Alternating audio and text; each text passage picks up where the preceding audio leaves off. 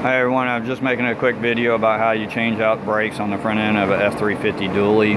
As you can see, I've already got the wheel off. You'll want to jack up the vehicle and support it safely, and then take off the wheel. Once you do that, you'll be able to take off the caliper.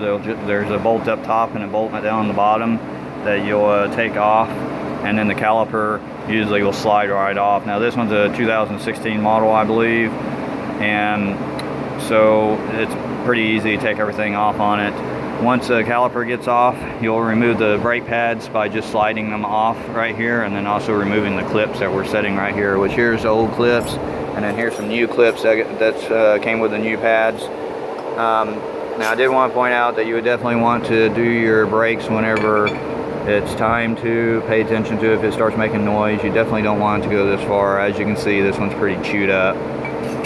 The rotor on here does need to be turned, but I'm doing an emergency service call on it. It's after 9 p.m. They need the truck back within an hour, so I'm doing this pretty quickly for them, and I'll end up getting the vehicle back probably in a week in order to go ahead and just completely replace the rotor and get a new one on here. Also, whenever you put new brake pads on, you'll need to squeeze the caliper pistons back in. Basically, you can take one of the old pads and put it up here, and then take a C-clamp and squeeze it back in like that, and you'll probably have to go all the way with new pads, and especially if you have a new rotor. But make sure that you put lube on the surface all over the contacts, and then make sure that your all your brake parts are moving freely and aren't sticking.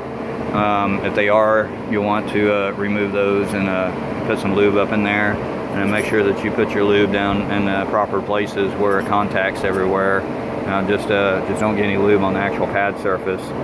But anyway, that's how you change the brakes out on one of these. Hopefully you liked the video today. If you haven't already, please subscribe. Thanks for watching, and I'll see you in the next video.